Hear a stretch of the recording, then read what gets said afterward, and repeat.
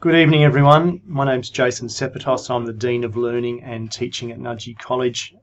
I'm just here to give you an update on the student formation presentation I'm delivering tomorrow for those students who can't make it, and also for parents who'll be interested. Can I just apologise for there not being an information evening or chance to meet for parents? That was an oversight that predates my time at Nudgee. Thank you for the feedback, and something I've certainly remedied for next year. I would also welcome anyone who needs to speak to sort of get in touch with the college, and we can help you out. In saying that though, all of the preferences are in, and thank you boys for doing that. And so hopefully the information in this slideshow, which I'll send out along with my presentation here, and the information coming out to the boys in the next 2 weeks in SF, will hopefully get things on the right track.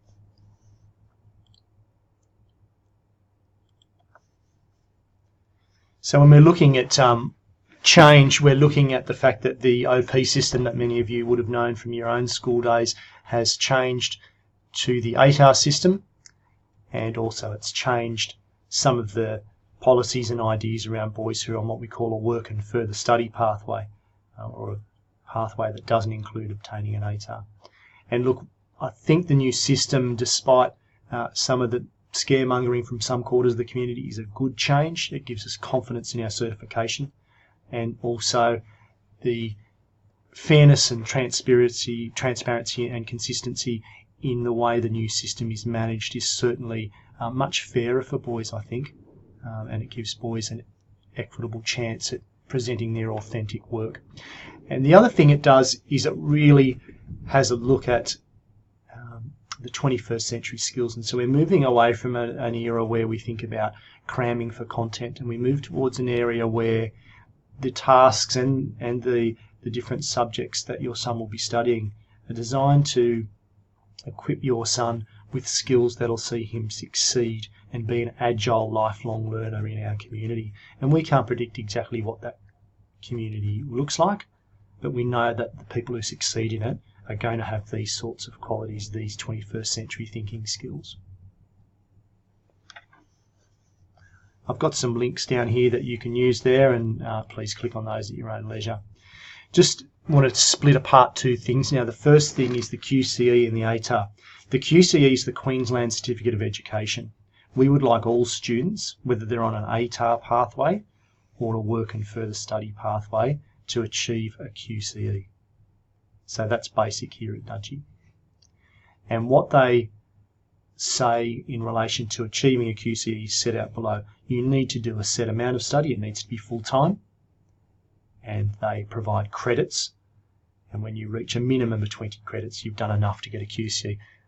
Boys will typically study 6 subjects here at Nudgee, and they will do it for 4 units or 4 semesters, as you may have described it, and they get a credit for each unit, each subject they complete in each unit. So they might get 24 typically there. And I've got an example I'll show you which sort of maps that out.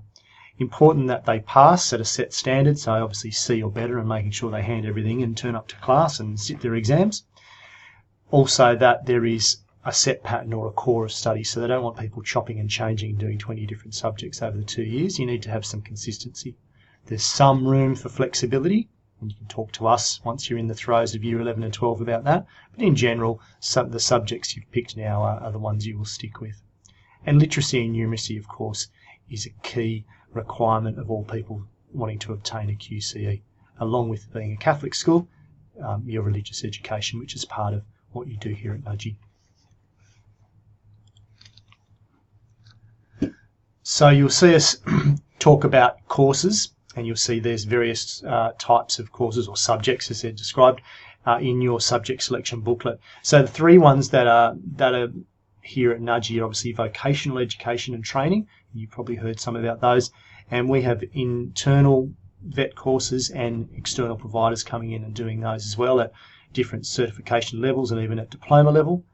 And they obviously give boys skills and certifications they can use in a workplace, or even they can contribute to an ATAR or an application into a tertiary institution.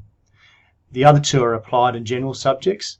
Applied subjects are of a good level of rigour, and they're suitable for boys looking to graduate from year 12 and move into the workforce.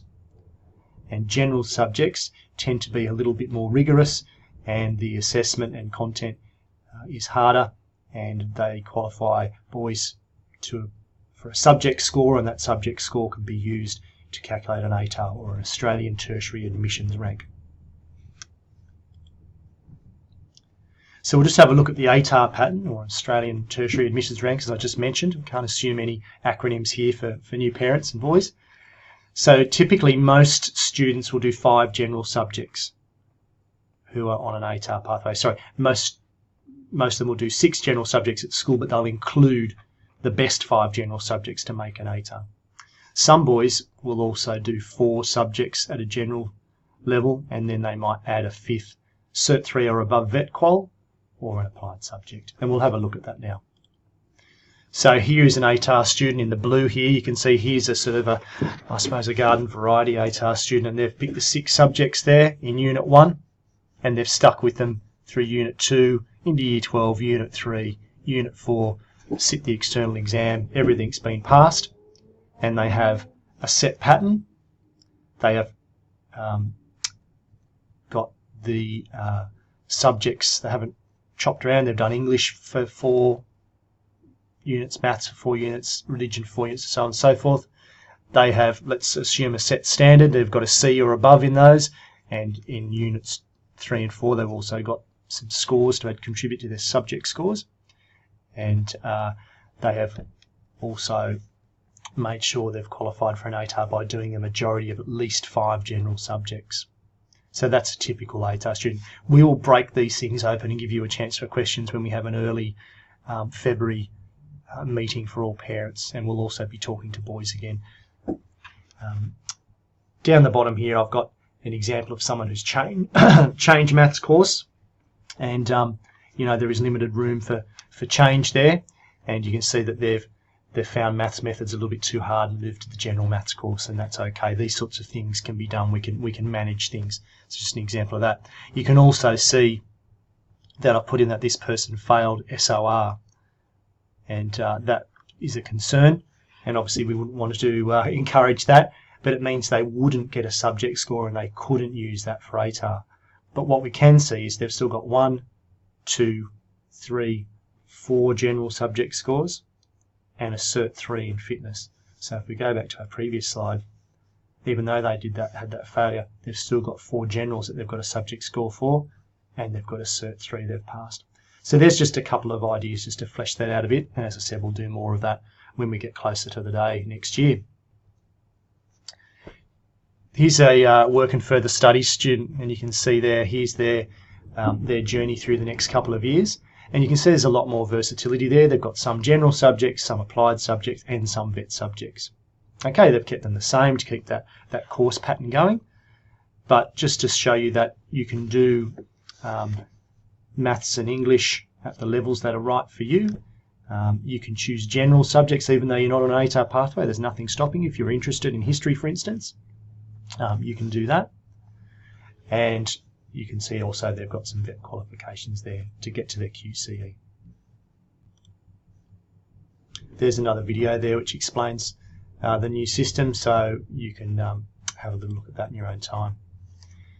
Just to sort of, conclude here, it's important to understand that some of the assessment goes on at school and some of the assessment goes on in an external setting. All of the learning, however, is carried out at Nudgee College. So everything you do at school counts over the entire 2 years, is important, and it can't be taken away from you. That's really important. So that's regardless of your course.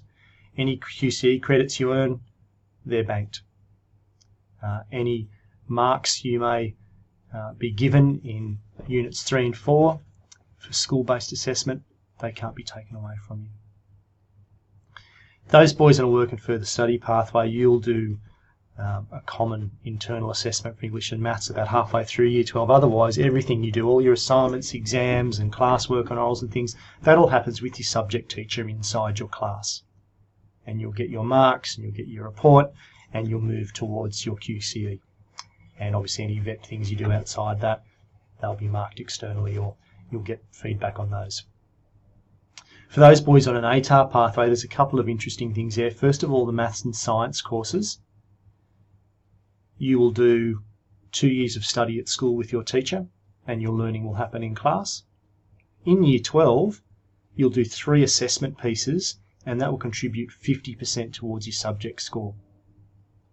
The other 50% will be at the end of Term 4, and I think I've got down there October 2021. I haven't got the exact date yet, but the end of sort of in Term 4, 2021, you'll do external subject-based exams, and they'll contribute the other 50%. So there's quite a heavy weighting on the exam there, but also that work that you do is certainly extremely important as well.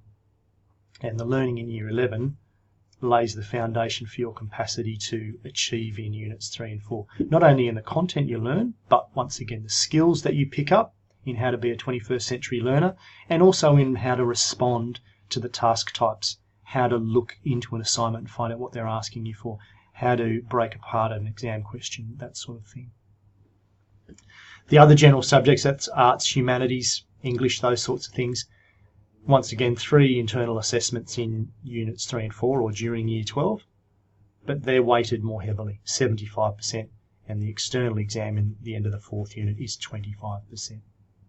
So hopefully that gives you a bit of an oversight into that. I recommend, if you'd like to find a little bit more out, you go to the MyQCE website. One of the videos in there, one of the other links takes you to the QTAC website already, so I'd also click on that link and have a look at that, and explains ATAR and a little bit about scaling and things like that.